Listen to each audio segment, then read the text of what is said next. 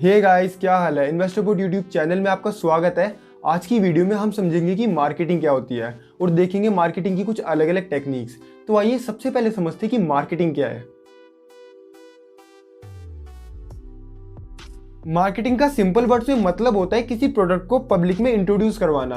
अब यहाँ पर पब्लिक का मतलब है उस प्रोडक्ट की ऑडियंस, और ऑडियंस कौन है ये पूरी तरह से प्रोडक्ट पे डिपेंड करता है। मान लो एक कंपनी है जो कि फुटबॉल मैन्युफैक्चर करती है। अब उस कंपनी की जो ऑडियंस है वो मेनली वही लोग होंगे जो फुटबॉल खेलना पसंद करते हैं। तो हर कंपनी मार्केटिंग करते टाइम इस बात का खास ध्यान रखती है कि उसकी एडवर्टाइजमेंट ज़्यादातर वही लोग देखें जो उसके प्रोडक्ट में इंटरेस्टेड हैं, और थोड़े बहुत वो लोग भी देखें जो ज़्यादा इंटरेस्टेड नहीं है, जिससे कि उस कंपनी का कस्टमर बेस बढ़ता रहे। किसी भी प्रोडक्ट की सक्सेस उसकी मार्केटिंग पर बहुत ज़्यादा डिपेंड करती है। बेशक ही प्रोडक्ट काफ़ी अच्छा है, लेकिन अगर उसकी मार्केटिंग सही तरीके से नहीं की गई तो बहुत ज़्यादा चांसेस है कि उसका पब्लिक पर ज़्यादा इम्पैक्ट ना पड़े। इसीलिए मार्केटिंग एक बहुत ही ज़्यादा ज़रूरी फैक्टर बन जाता है।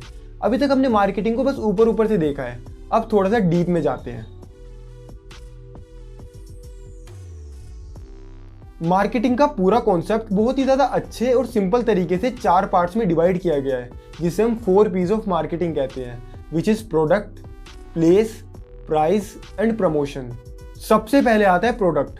प्रोडक्ट कुछ भी हो सकता है, या तो कोई टेंजिबल गुड्स जैसे mobile phone, table, bags etcetera, या फिर कोई इंटेंजिबल सर्विस। कंपनी का प्रोडक्ट कुछ भी हो सकता है, बस वो कस्टमर की नीड्स को फुलफिल करना चाहिए। And second thing is price. किसी भी कंपनी से उसका प्रोडक्ट लेने के लिए कस्टमर को जितने रुपए पे करने पड़ते हैं उसे प्राइस बोलते हैं। और किसी भी प्रोडक्ट की एडवर्टाइजमेंट कैसे की जाएगी और उस प्रोडक्ट को कैसे सेल किया जाएगा, ये सब कुछ भी उसके प्राइस के अकॉर्डिंग ही डिसाइड किया जाता है। And third is place. आप किसी भी प्रोडक्ट को हर जगह नहीं सेल कर सकते। Examples chopsticks. सोचो अगर इंडिया में कोई चॉपस्टिक्स मैन्युफैक्चर करके सेल करना शुरू कर दे तो कितने चांसेस है कि उसका बिजनेस चल जाएगा। पर अगर यही काम कोई जापान, चाइना या कोरिया में करे तो बहुत ज़्यादा चांसेस है कि उसका बिजनेस चल जाए। इसीलिए प्लेस मैटर करता है। And fourth P is promotion. Marketing, advertisement, public relation and sales, ये सब प्रमोशन के अंदर ही आते हैं। तो अगर जो मैंने अभी तक आपको 4 पॉइंट्स बताए, अगर मैं उन्हें सम अप करूं तो मार्केटिंग का मतलब है सही प्रोडक्ट को सही जगह पर, सही प्राइस पे और सही टाइम पे कस्टमर के सामने लाना मार्केटिंग कहलाता है। अब जो कंपनी इसे अच्छे और इनोवेटिव तरीके से इंप्लीमेंट कर पाती है, उनका प्रोडक्ट उतना ही सक्सेसफुल होता चला जाता है। तो अब देखते हैं कि ये कंपनी ऐसा कर कैसे पाती है, मतलब इनकी मार्केटिंग स्ट्रेटेजीज और टेक्निक्स इंटरेस्टिंग एग्जाम्पल्स के साथ, जिससे हमें पता चलेगा कि ये कंपनी कैसे हमें मजबूर करती है इनके प्रोडक्ट्स खरीदने के लिए। तो सबसे पहली टेक्निक है सरोगेट एडवर्टाइजिंग। प्रोडक्ट को अगर ज़्यादा से ज़्यादा कस्टमर्स के पास पहुंचाना है तो मार्केटिंग और एडवर्टाइजमेंट करना ज़रूरी होता है। पर अगर आपका प्रोडक्ट ही ऐसा है जिसकी एडवर्टाइजमेंट नहीं कर सकते, एग्जाम्पल अल्कोहल या सिगरेट्स, जो कि इलीगल प्रोडक्ट्स की कैटेगरी में आते हैं, तो ऐसे प्रोडक्ट्स की एडवर्टाइजमेंट करने के लिए बनाई गई ये टेक्निक, जिसे हम सरोगेट एडवर्टाइजिंग कहते हैं। इसमें कंपनीज अपने मेन प्रोडक्ट को इनडायरेक्टली सेल करती हैं। Example imperial blue, man will be man and Kingfisher, the Kings of good time. अगर आपने ध्यान दिया हो तो इन दोनों एड्स में एक चीज़ कॉमन है कि ये दोनों एड्स सोडा की एडवर्टाइजमेंट कर रही हैं, जबकि इनका मेन प्रोडक्ट अल्कोहल है। सरोगेट एडवर्टाइजिंग की शुरुआत ब्रिटेन से हुई थी, जब वहाँ की हाउसवाइफ्स ने लिकर की एड के अगेंस्ट प्रोटेस्ट करना शुरू कर दिया था। तब जाकर हुई सरोगेट एडवर्टाइजिंग की शुरुआत। अब नेक्स्ट मार्केटिंग स्ट्रेटेजी जिसकी मैं बात करने जा रहा हूँ वो सबसे ज़्यादा फेमस स्ट्रेटेजी है। उसका नाम है इमोशनल मार्केटिंग। इमोशनल मार्केटिंग की अगर बात करूं तो I think Nike is the best example for this. इस टाइम नाइकी अपनी इंडस्ट्री में टॉप पर है। 48% अमेरिकन एथलीट्स सिर्फ नाइकी के फुटवेयर को यूज करते हैं। और अगर मैं बास्केटबॉल की बात करूं तो 96% बास्केटबॉल प्लेयर्स सिर्फ नाइकी को ही प्रेफर करते हैं। और किसी भी मार्केट में इतना ज़्यादा डोमिनेंस लाना कोई तुक्का तो है नहीं। We all know that this is the pure marketing strategy, जो कि अब हम समझने जा रहे हैं।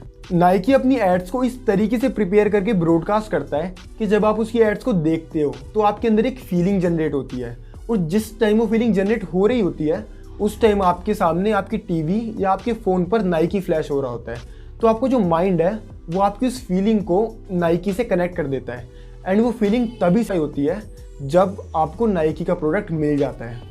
अगर मैं नाइकी की एड्स का ब्रेक डाउन करूं तो वो बेसिकली हमारे माइंड को क्या समझाना चाहती है कि एक ऑर्डिनरी पर्सन है जो कि अपनी नॉर्मल लाइफ से हटके एक नया स्पोर्ट्स खेलना शुरू करता है, मतलब एक अननोन में एंटर करता है।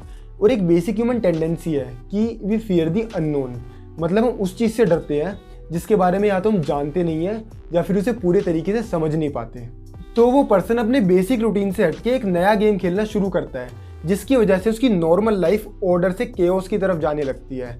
एंड इसी के साथ साथ उसकी सराउंडिंग्स में जो लोग हैं वो भी उसे क्रिटिसाइज करना शुरू कर देते हैं। एंड इस पॉइंट को भी नाइकी बहुत अच्छे से फ्लैश करता है। अगर हम नाइकी की 2012 की टैगलाइन पर ध्यान दें तो वो है ग्रेटनेस सीक्स क्रिटिसिज्म। फिर नाइकी की एड में वो जो पर्सन था वो एक टाइम पर जाकर अपने स्पोर्ट्स में बेस्ट बन जाता है, सिर्फ अच्छा नहीं बेस्ट। फिर उसे समझ आता है कि कोई था, एक आवाज़ थी जो उसे रोक रही थी, जो उसे बोल रही थी कि यू कांट, तुम ये नहीं कर सकते। तब उसे समझ आता है कि वो आवाज़ और किसी की नहीं बल्कि उसकी खुद की थी। और इस पॉइंट को भी नाइकी ने बहुत अच्छे से फ्लैश करके अपनी टैगलाइन बनाई है, जस्ट डू इट। जब भी हम कोई नाइकी की एड देख रहे होते हैं तो हमारा माइंड यही परसीव करता है, हमें पता भी नहीं होता कि हमारा माइंड उससे इतना ज़्यादा इमोशनली कनेक्ट हो चुका है। और जब कोई ब्रांड इतना ज़्यादा इमोशनली कनेक्ट हो जाएगा तो उसके प्रोडक्ट्स कैसे नहीं बिकेंगे। 2012 के ओलंपिक्स की बात करें तो एडिडास के एड्स एनर्जी और फन से रिलेटेड थे, और वहीं पर नाइकी के एड्स लोगों से इमोशनली कनेक्ट कर रहे थे। तो इसीलिए नाइकी के एड्स को लोगों ने एडिडास के एड्स से 15 गुना ज़्यादा पसंद किया, जबकि एडिडास के एड्स का बजट भी काफ़ी ज़्यादा था। तो इसीलिए गाइस, इमोशनल मार्केटिंग बहुत ही ज़्यादा पावरफुल है, जो कि हम अच्छे से देख चुके हैं। इसके बाद आती है गोरिल्ला मार्केटिंग। गोरिल्ला मार्केटिंग का मेन पर्पस होता है ज़्यादा से ज़्यादा लोगों का अटेंशन गेन करना, और वो भी इस तरीके से कि वो लोग उसे आसानी से भूल ना पाए। ये ऐसी मार्केटिंग है जिसमें सबसे ज़्यादा क्रिएटिविटी की ज़रूरत पड़ती है। ये रहे एग्जाम्पल्स।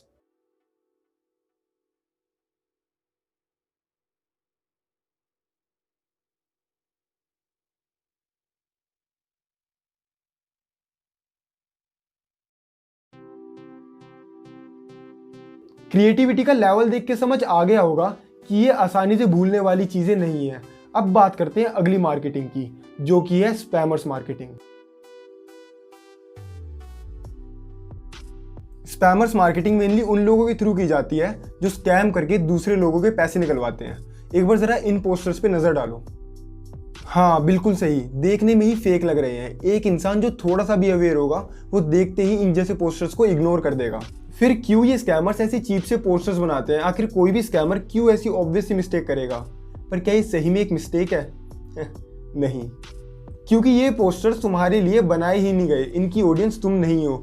अगर ये तुम्हें फंसाने की कोशिश करते हैं और तुमसे पैसे निकलवाने की कोशिश करते हैं तो तुम इनसे हज़ारों सवाल पूछ लोगे कि पैसे कहाँ से आए, क्यों आए, मैं ये वाली बैंक डिटेल क्यों दूँ। तो इससे उनका टाइम वेस्ट हो जाएगा और हो सकता है कि इस सब के बाद भी वो तुमसे पैसे ना निकलवा पाएँ।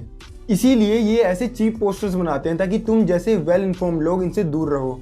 और जो इंसान ऐसे पोस्टर्स को देख के इनसे कांटेक्ट करेगा वो या तो बहुत लालची है या फिर उसे बिल्कुल भी नॉलेज नहीं है। तो इस तरीके के इंसान से पैसे निकलवाना काफ़ी आसान होता है और ये है इनका असली गेम। तो इसीलिए गाइस सावधान रहो, सतर्क रहो और देखते रहो।